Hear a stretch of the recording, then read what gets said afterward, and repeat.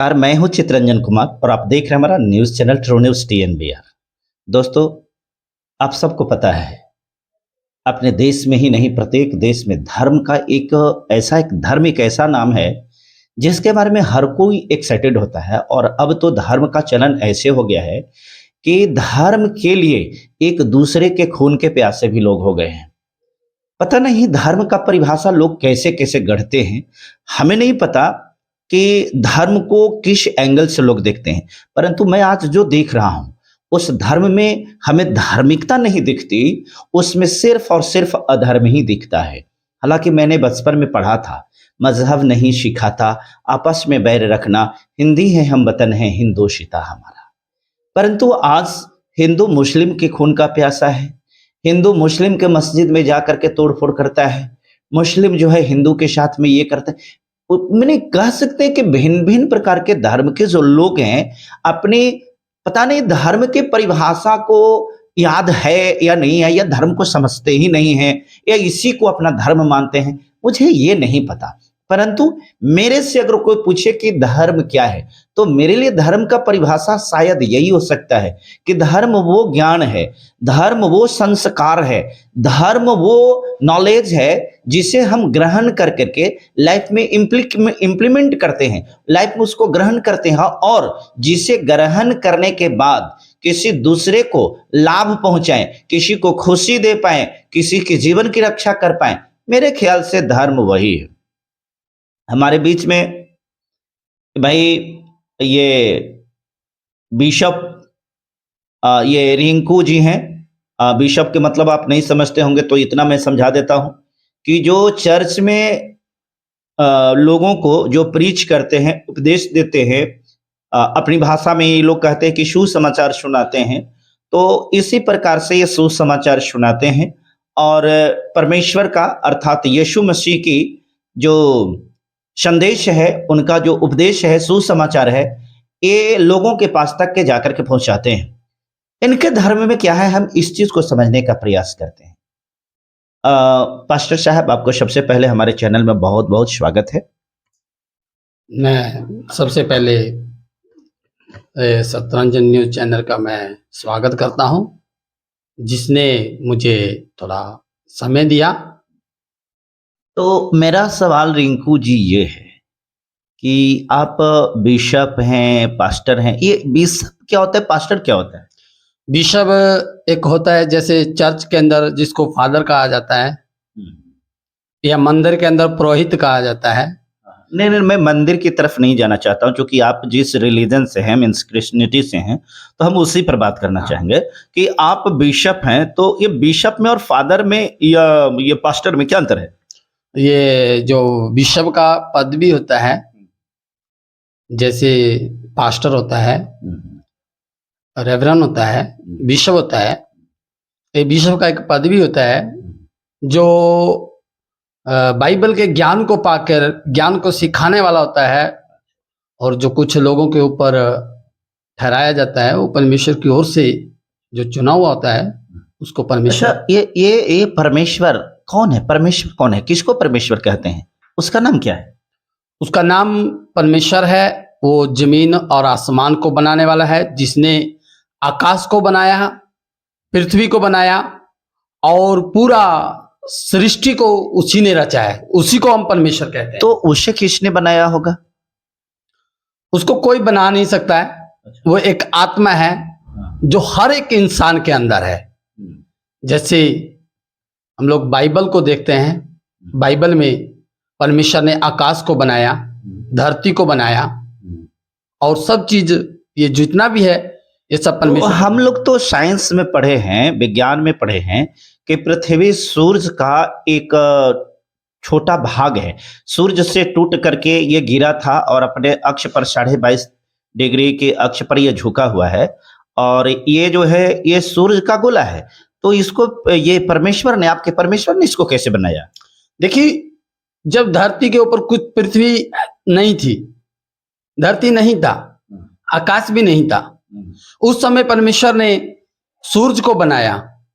अच्छा, परमेश्वर ने सूर्य को बनाया। सूर्य को परमेश्वर ने तो बनाया। सूर्य तो हीलियम और हाइड्रोजन गैस का गोला है। लोग सीधा सीधी कह सकते हैं कि वो जो है वह एक आग का गोला है।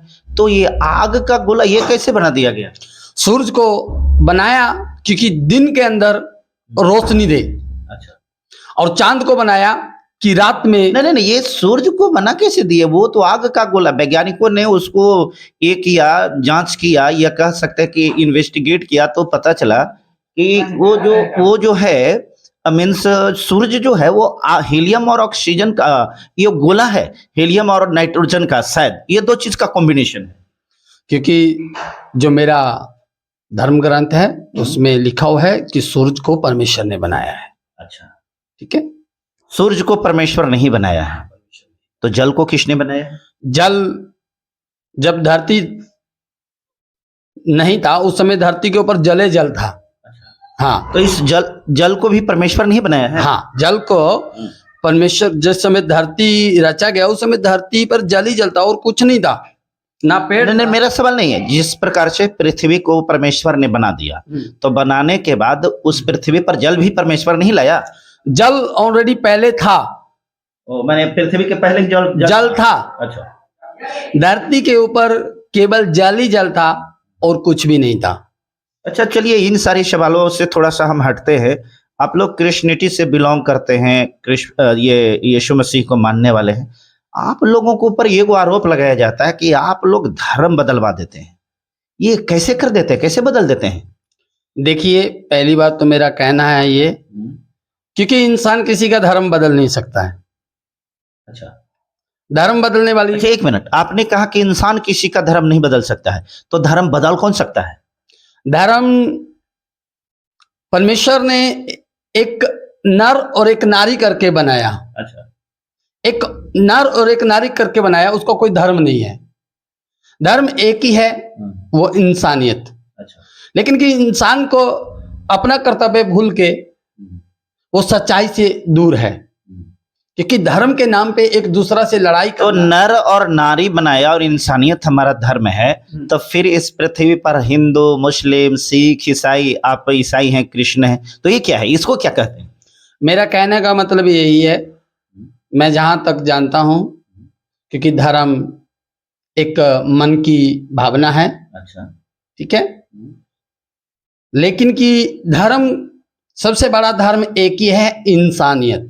अच्छा, हाँ, हमारा काम है लोगों को इंसानियत सिखाना, लोगों को गलत रास्ते से सही रास्ते पे लाना। ठीक। तो आप यीशु मसीह को तो मानते हैं? जी हाँ, मैं यीशु मसीह को मानता हूँ। तो जो आपके बीच में आते होंगे तो उनको भी कहते होंगे कि यीशु मसीह को मानो? हाँ, मैं प्रभु यीशु मसीह के बारे में उनको संदेश देता हूँ, और प्रभु यीशु मसीह के बारे में हमारा सिखाना है। अभी बताइए, राम को मानने वाला हिंदू होगा कि मुसलमान? वो हिंदू होगा। शंकर को मानने वाला हिंदू होगा या सिख? वो हिंदू ही होगा। तो यीशु मसीह को मानने वाला क्रिश्चियन होगा कि हिंदू? देखिए, मेरा कहने का मतलब है, बाइबल जो है मेरे पास में एक ग्रंथ है, वो किसी धर्म पे आधारित नहीं है। अच्छा, यीशु मसीह का जन्म 2023 साल पहले हुआ, हाँ, लोगों का कहना है। अच्छा, हुआ है, पर लेकिन कि यीशु मसीह जो है। एक मिनट, आपने कहा कि यीशु मसीह का जन्म 2300 साल पहले कि सीधा सीधी 2300 साल पहले? 2300 साल पहले, 2300 साल पहले, 2300 2023 साल पहले, 2023। मुझे लगता है कि आपको सुधारने की जरूरत है। 2023 नहीं, 2300 साल पहले। हाँ, अर्थात 2300 साल पहले। हाँ, 2300 साल पहले। ठीक है। अच्छा, यीशु मसीह का जन्म 2300 साल पहले हुआ, ठीक है, यहां तक तो क्लियर है। यीशु मसीह किस परिवार में जन्म लिए थे? हिंदू में, सिख में, ईसाई में, बौद्ध में? किस मौका है कि ऊपर पहले भी धर्म होगा? देखिए, जो प्रभु यीशु मसीह ने जन्म लिया, यूसुफ एक बड़ाई का काम करते थे। तो यूसुफ के धर्म क्या था? देखिए, उसका धर्म यही है, लोगों को सच्चाई पे चलाना। नहीं, ये तो आप ये परिभाषा बना करके बता रहे हैं ना, सच्चाई पर चलना। लेकिन उस समय भी तो धर्म रहा होगा ना, जैसे यूसुफ की आप बात कर रहे हैं, तो यूसुफ किस धर्म के थे? देखिए, यूसुफ का धर्म, वो बड़ाई में यहूदी भी आता है। अच्छा, ठीक है। तो यहूदी के मतलब क्रिश्चियन, क्रिश्चियन, तो वो क्रिश्चियन थे।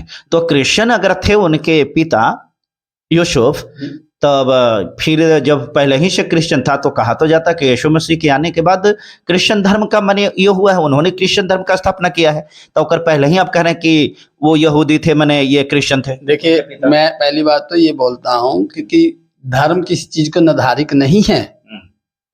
जो परमेश्वर थे, परमेश्वर ने सब कुछ बनाया। यीशु मसीह का जन्म, यीशु मसीह जो है वो परमेश्वर के पुत्र हैं, और यीशु मसीह का जन्म जो है वो इसलिए हुआ ताकि जो लोग परमेश्वर से दूर हैं, सच्चाई से दूर हैं, उनको लाने के लिए, रास्ते पे लाने के लिए, सही तरीके से उनको समझाने के लिए। ईसाई धर्म में जो अच्छाई है उसके बारे में बताइए, क्या क्या अच्छाई है?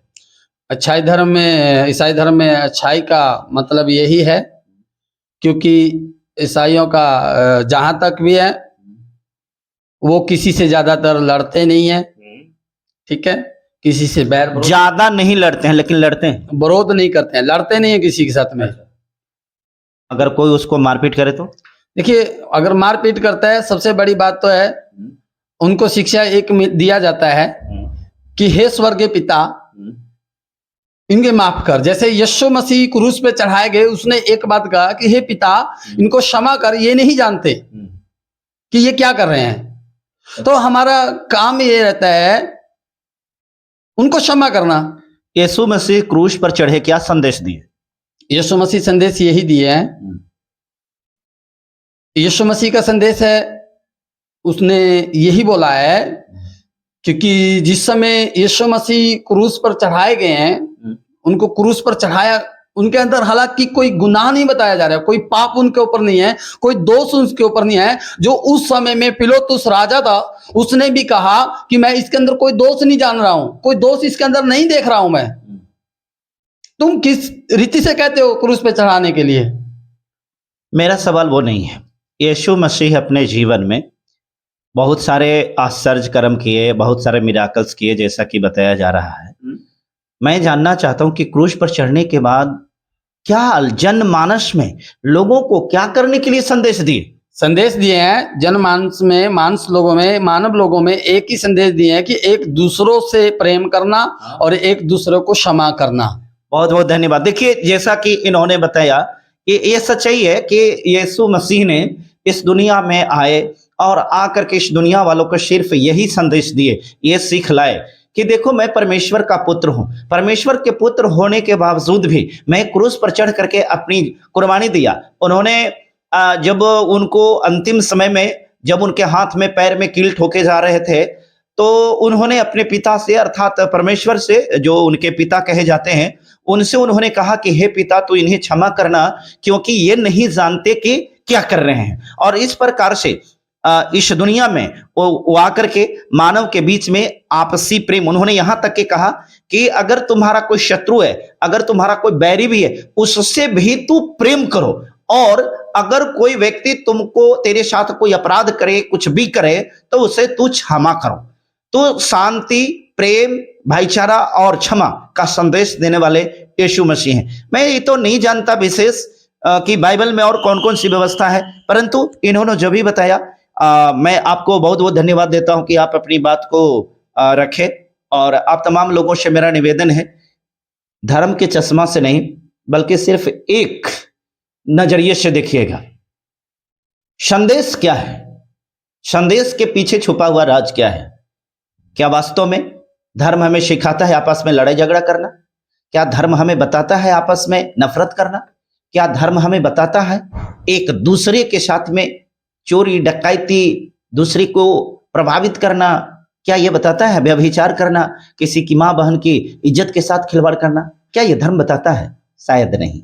और मैं बाइबल को तो नहीं पढ़ा हूं, लेकिन कभी कभी पढ़ने का मौका मिला है। बाइबल को जो संदेश है, उपदेश है, मुझे लगता है कि अगर कोई व्यक्ति अपने जीवन में आत्मसात करे तो जीवन में बहुत परिवर्तन हो सकता है।